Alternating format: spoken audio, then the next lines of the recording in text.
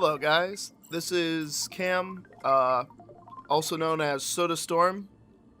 I previously have done podcasts about wrestling, anywhere between wrap-ups to my thoughts on it, and I wasn't really content with the direction that I was taking that. So I'm going to reformat that one, and that's going to come back to you guys at a later date. I do have two other podcasts planned. This is one of the two. This one's going to be about video games. My other one's going to be about movies. The first episode about movies has already been recorded this past Sunday, and I'm editing it right now. So that'll get pushed out at a later date when I have a few more episodes in the tank, so I can guarantee a new episode every Friday at some point down the line. Can't tell you when that's going to start releasing, but once you see one, you can know that the next week you'll see another one, and the week after that for at least 10 more weeks. I want to make it a weekly thing, and I want to have enough recorded in the tank so that I'm not scrambling to get one out every week. Now, the video game one that one's not going to be a weekly podcast. This one's going to be when I find out that I have a game to talk about. Now, I've been playing video games since I was 4 years old, and I'm 25, going to be 26 here pretty soon now. So, I got plenty of games to talk about, plenty of episodes to make. When I can, you guys will see footage of the game that I'm talking about if I have a way to record it. Now, I don't have a capture card. I just bought a new car, and I have car payments, quite a few of them actually, so that's not really in my budget right now, but hopefully by the end of the year, I might be able to squeeze it in. Now, the game I'm playing for you today is a game called Strafe, and I picked this game for my first game podcast because I have a few things to say about Strafe. I love the game first and foremost, I think it's great, and I'll tell you why in a minute. But Strafe has been that little beacon of hope for me for a very long time for games, for shooters in general, because shooters have been going down a very weird path. And Strafe does something right that a lot of shooters don't get right, in my opinion. Before I get into that, Strafe, I first found out about Strafe, a friend sent me the Kickstarter link. Since it's an entirely crowdfunded game. He sent me the Kickstarter link back in 2014 when I was working a really crappy insurance job that I really hated. I didn't have much to look forward to when I'd come home during that time, and he sent me this one day, and I couldn't stop thinking about it because they had like an advertisement for it. They were really trying to get funded. I thought it looked cool. The music sounded sick. I was all in. And the game got funded, and I thought it was cool. Eventually, I'd get out of that crappy job, and I'd get a much better gig, the one that I'm actually still doing right now. And this game just fell on the back burner for me, and I completely forgot that I had funded it because things were going well. Fast forward to a couple years later, the game actually comes out in the middle of the summer. Finally releases, and I'm like, oh, this is sweet. This game that I was really excited about a long time ago came out. I want to see what it's like. And I download it, and my computer doesn't run it. I got the soundtrack as well, because I paid for the soundtrack tier, because I thought it sounded really good. So I had the music to listen to, but the game just did not run. Game just did not run on my computer, because I was running a all-in-one with... It was, I don't know. It was a cheap computer though. It wasn't anything too fancy like what I have now. And I was really sad that I couldn't run it. So I actually saved up money at my next paycheck and bought the PlayStation 4 release just so I could play the damn game. I was not disappointed. There is so much to love about Strafe. Fuck, I don't even know where to begin. But we'll start with this. My number one thing that I love about this game is no two playthroughs are the same. Every single time you play, it's a campaign-based game. Every single time you play the campaign, it's different. It's different. It's different in the fact that you can take one of three weapons with you. You can take a machine gun, a shotgun, a railgun. That's just to start. You find way more in the environment. All the guns feel solid. The mechanics of the shooting feel really good, very clean, very polished. The environments are randomly generated. You have a whole bunch of the same rooms that you'll see again and again and again, but you don't know what order they're going to be in or how they're going to be connected to one another, which makes a labyrinth-style game. And it's like that throughout all sections of the game. There's 4 main sections of the game. There's Icarus, the Black Canyon, the Burbs, and the Athena level, which is at the end. And I might do some video editing here to show you other parts of the level, other parts of the game, if this doesn't run as long as I want it to. So the environment's randomly generated, and you have to, play it safe at the same time as plan what you're gonna do when you get to your next room, so that you don't run out of health. And that's the other thing about this game, is health is very scarce. Armor is very scarce. Everything you get, you have to earn or very luckily find. See, this that I just shot right here, that's a chest that just dumped a whole bunch of scrap that can afford me roughly, with what I have right now, I can get roughly 50 armor back.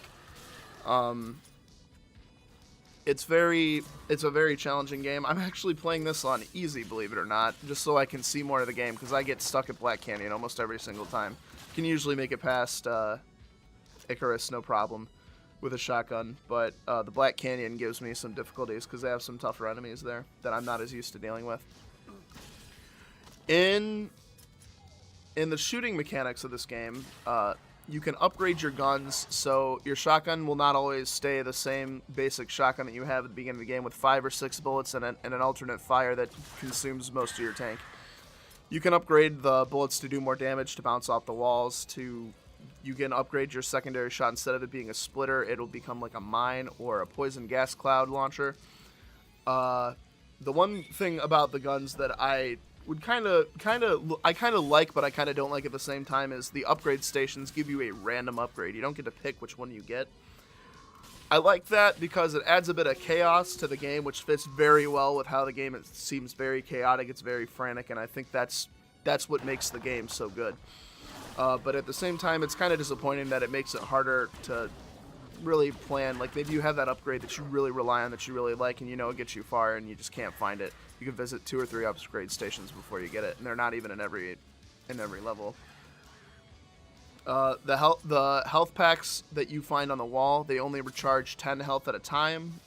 You can overheal yourself, but you have to collect 4 after you're at 100 first, and then it starts overhealing you. I don't really 100% understand how it works, but it's pretty hard to get over 100 health and stay there. The armor does a pretty good job at keeping your health shielded. It's not like there's not a lot of bleed through to your health if you still have armor, which I think is good, because a lot of games, they have armor, but you feel like there's no reason to have it because it'll still damage your health while you have it. This game doesn't fall for that, at least not as noticeably. The machine gun has an alternate fire, just a grenade launcher. The railgun, I don't really know how to describe its alternate fire. It shoots this little ball that kind of evaporates enemies if they run into it, but I think it only kills like 1 or 2, so I don't like the railgun as much personally. Strafe was an entirely crowdfunded game, and it's the style of the game is, it was supposed to make it look like a 90s computer game that you would have seen like alongside games like Wolfenstein, Doom, and Duke Nukem 3D. I think it does a very good job of capturing that feel of kind of sort of like an era that has long passed us for shooters, while still doing enough to make the game feel fresh, to make it interesting for us to play today. Another great thing about the game is the music. I love the music of this. It's reminiscent of another favorite series of mine, Metroid. Metroid has always had really moody, really stylized music, and when I hear tracks from this game, I immediately think of this game. And it's almost seems as if the music was made directly, like actually directly made for the game. And I know, of course, music's made for games and like everywhere, but it's rare. I feel like it's really rare that you get a music that complements a game so well, and I feel like this is that perfect match that a lot of games don't seem to get these days. Clearing out rooms, planning your next step. Strafe is a lot of forethought and a lot of reaction, a lot of fast-paced movement, never stopping really, much to catch your breath. I'm doing it now. Like I said, this is easy mode, so it's not even what the real experience is like. I'm just giving you a base sight of the game with more to look at than the first couple of levels. But it's worth your time. My verdict for this game overall is solid shooting mechanics, great indie game, It's been picking up. Steam a little bit. It seems like it's been picking up. Its player base has grown considerably since launch, so that's definitely a good thing. If you have a PS4, you can play it on PlayStation 4. The optimization is not quite as good for PlayStation 4 as it is for the PC, so bear that in mind. Also, you guys get updates a little bit later if you do opt to play it on the PlayStation 4. But if you don't have a super good PC, running this game might be a bit of a challenge for you. I myself had to make a computer just to be able to run it, as well as do a few other things I wanted it to do as well. But it's worth your time. It's worth your money. On the PC, I think it was $20 because I backed it. I don't know what the actual ended up MSRP for the PC was, or if it's cheaper. Steam has sales all the time. On PlayStation, I think it was $40, and I believe it does go on sale from time to time too on PS4. So if you're a little bit iffy about it, if it doesn't immediately hook you and you think it's something that you're gonna love, I'd say get it on PS4 when it goes on sale. And if you really like it, I'd say the PC port definitely the best way to play it. Not much left to say about it other than there's some.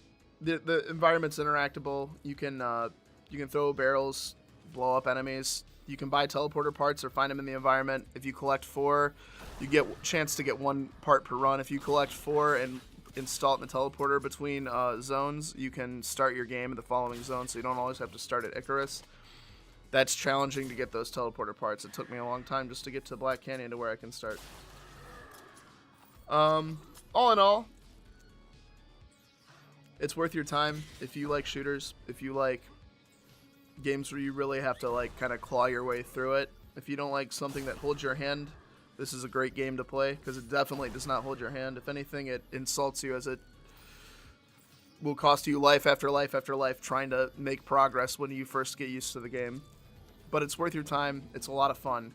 I love it. I've played the crap out of it since I found a way to finally actually play it. And it's a game that it was a pleasant surprise because it was a game that I didn't know. It was a game that I had completely forgotten about, and then it came out, and I was ecstatic when I was able to play it because it was everything I wanted it to be and more.